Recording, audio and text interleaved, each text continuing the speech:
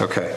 Community center plumbing repairs, we exceeded the approved amount by a little of around $600, so we will need to have a motion to approve that added,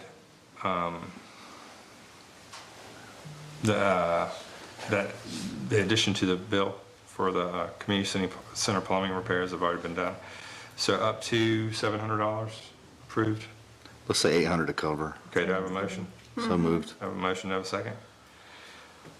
Second. I have a motion, a second. Any further discussion? All in favor? Aye. All opposed? Okay. And if I may, I apologize, but I'm going to need to amend the agenda again, what this reminds me of, and this is all on me.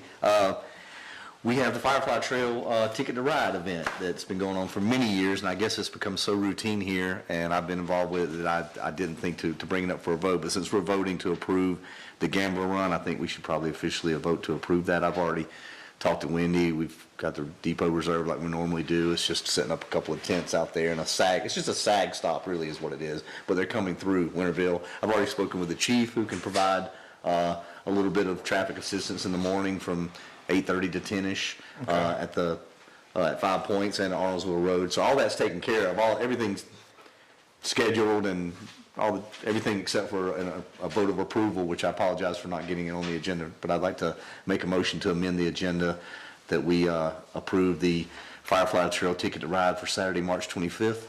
Okay, I have a motion. Do I have a second? Second. I have a motion, a second. Any further discussion? All in favor? Aye. All opposed? That's All all right. right, yeah. We're going to consider that all done at one time. Amended agenda and approved. Look at that. Firefly Trail. Thank you.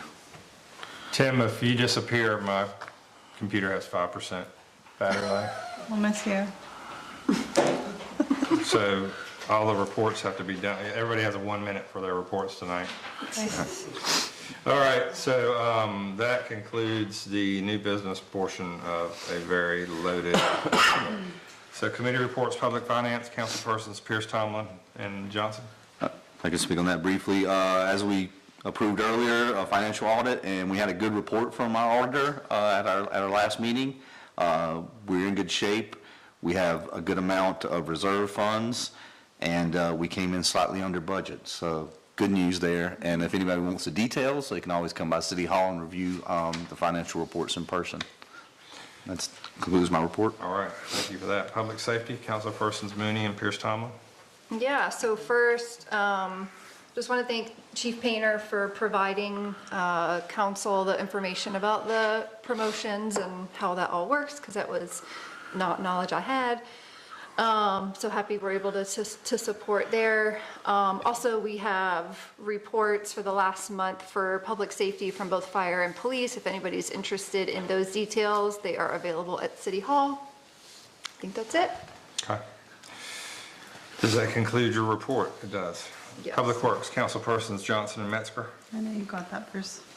Yeah, just a brief, we're really close on the deck. That's the big project. It's about 90%, as well as the door that's going to get folks out to the deck. So we're about 90% on that project. And other than that, I don't have anything new to The report. second story on the community center. Thank you. Yes, they're also, thank you. Yes, the second story in the community center is also getting close to being renovated. So a lot of progress at the community center and at the auditorium, thanks to Tom and Public Works. Yeah. That concludes the report. All right. Communications, councilpersons Mooney and Metzger. Well, the big thing is we're just about to release our next version of the Gazette. We're working on that now, so if you have articles or anything to submit to us, get them over to Amanda or I or Leanne for the time being. Leanne is transitioning out as editor. We have someone new coming in, so that will be exciting. Some new blood coming in to help us. And I think a big portion of it will be about Marigold Festival. So that's something coming up. I think that's it. Okay. All right. Community Center, Jack is not here. Doctors Museum. Yeah, thank you. So just want to amend one thing earlier. Our tourism in the city is the Park Auditorium Festival and Doctors Museum. Hopefully other museums soon too. To put a nail on that, we have our new exhibit, I'm Not a Doctor, but I Play One on TV, is opening up in a little more than 4 weeks. We have several AV elements with clips from Gunsmoke, Bonanza, Little House on the Prairie. Jane Seymour has offered us 3 pieces from her personal Dr. Quinn collection we're going to be bringing in for exhibition. We're getting some stuff from Kevin Hagen, who played Doc Baker on Little House on the Prairie.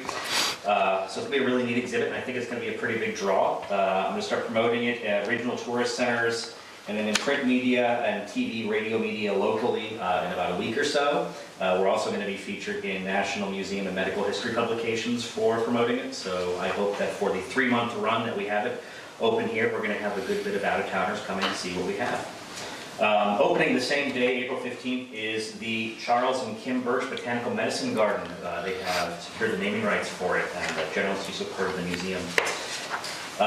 We have Sarah Cross and Kathy Mulcrone. They volunteered their services to share the head gardener role, so we're going to be having them, expert gardeners, doing the plants because they'll die if I try it.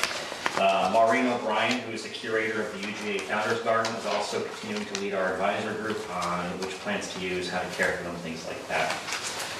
February 28th, we took possession of the new building, finally completed it, almost exactly within budget. Our budget was $16,400. I think it was like $16,500 is what it came out to, so it's pretty darn close.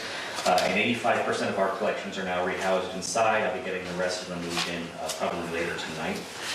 We've applied for an additional $11,000 grant from the Watson Brown Foundation for HVAC upgrades to the existing museum building, as well as making it more energy efficient, and then exterior restoration by removing those faulty HVAC units. And lastly, we have a researcher who's actually a surgeon from New York who's coming in about the next month or so. He's writing a history of surgical techniques in the United States, so he's going to be looking at some of our journals for their research, and we'll get credit for that as well. And that concludes my report. Sweet, thank you. Yep, thank you. Mariel Market? Yeah, so I have a few things to share with you tonight. First, I want to talk about the food recovery and you know what I mean, the grant. Food recovery and compost. Sorry about that. So, one of the things that Laura and I have been discussing is the sustainability of the compost component of the grant, because typically when you think of compost, you've got to have somebody turning and there's maintenance involved. And so we did a look over the budget that we have for the grant, and she is working with a master composter to create a no-term, high-efficiency forced air compost bin. And so basically, that's going to be something that will maintain itself. We just would be adding the stuff to it that would make the compost. And so she's working on that. And then once we get that going, we're going to have some workshops so that people in the community want to contribute to the compost, or anyone wants to learn about composting. That's on the table now. So that's what we're doing with that. Then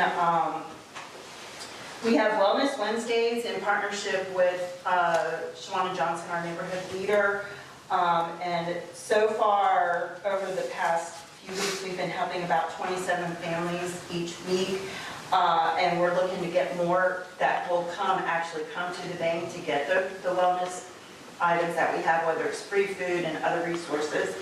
And our times on that is 9 to 1 on Wednesdays, but there's been a couple of times that we've had to extend it to 5 just because of what was going on, and even into the next day. So that's really good that that's happened. Okay, and then I hired a market manager, Sarah Hovader, and she is working to get some new vendors, but then also with our farms. Our farmers and producers, she's going to visit, on-site visits, to make sure that their agricultural practices are appropriate. And then also Sarah and Tom went to a Wholesome Lake conference to learn more about how we do our snap dumplings, so that's good. And let's see what else I have right now. Yes, and we also have some forms that we've been working on our website. Tom's been helping a lot with that to prepare for market season. We've got some volunteer signups. We have merchandise on there now, a music sign-up form, sponsorship forms, events, all this is on our website now. So that's good news. And let me see if there's anything else I can do. Oh, shared kitchen, can't forget about that. That's the most important part, actually. We were able to acquire some equipment and supplies from the Collective Harvest auction that happened recently, and all of that is covered under our grant, so that's really good. And then I acquired 3 new contracts for the kitchen space. Out of those 3 contracts, they're mostly not going to really start until produce starts coming in big and stuff, but they've already saved their spot, if that's reserved their spot with earnest, like a $150 deposit that will go towards their hours of usage. And we are also looking into what it takes to support food truck businesses on our end.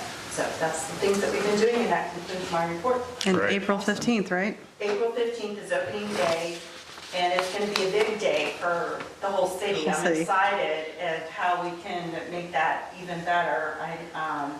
So yeah, Great. opening day, April 15th. Thank you. Thank you for that report. Library report, Deidre? Okay, since time's of essence, a lot of this can wait till next month.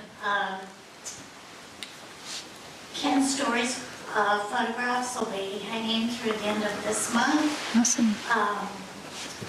And then Jack Eisman and the Winterville Poets are going to hang their poetry.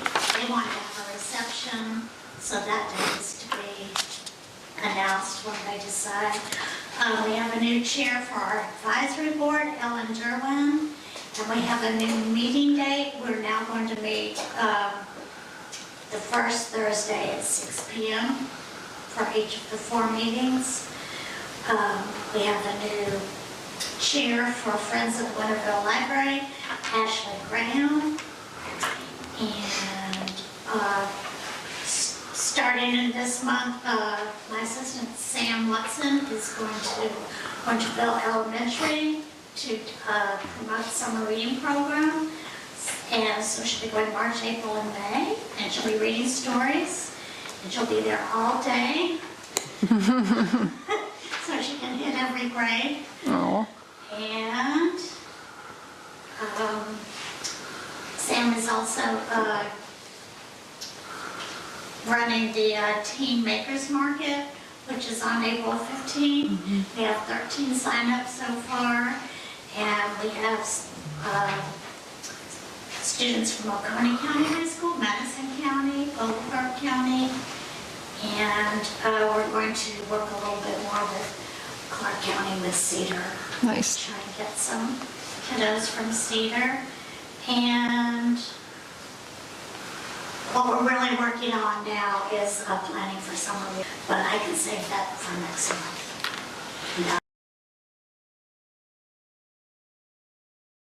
We talked about all kind of stuff, P and Z, Painting some buildings around town. painting some buildings around town, the public, the Melissa fire volunteered department. herself. Let's see, we talked about the market and most of our entities around town and public works. And some of the issues that we face that we need to talk with public safety about, like the curve and the road up there on Athens Road, Smithonia. But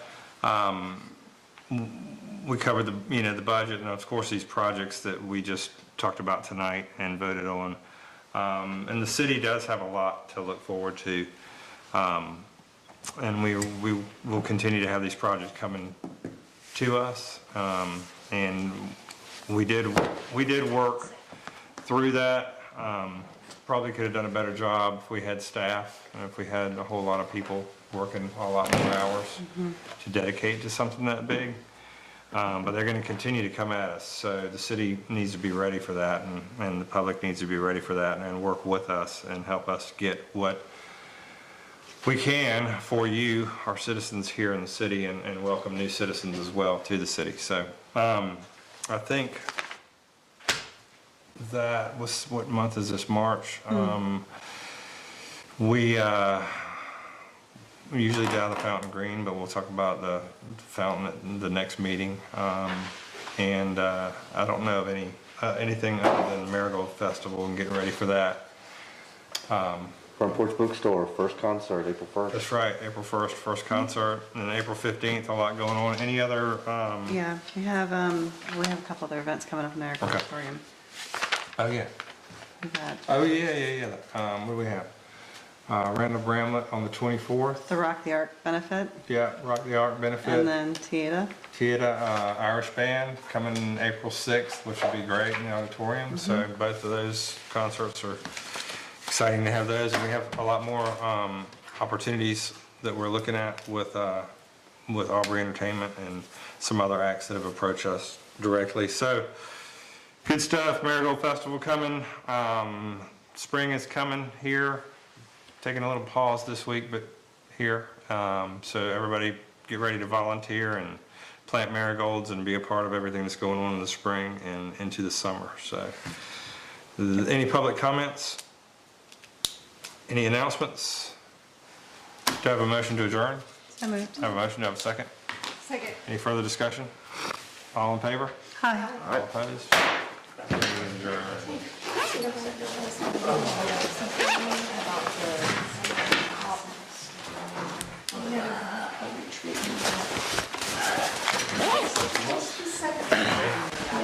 Say it again? Recap everything? Not the debt for the auditorium. Oh, no, we're talking about the second story is the building on the corner of the red brick garage. I thought I might be the They one were trying to doing do the that, and second I'm story, putting it off. but the steel prices. And then I just feel like I'm about that. Because it's not We need to level, do it's that. not live, though, the second And I story. have my notes, but, hey Bruce, Second story on. while Kim's here, That's just the deck. No second story. can you, If you, paint any brick buildings that are historic. Well, worst case scenario is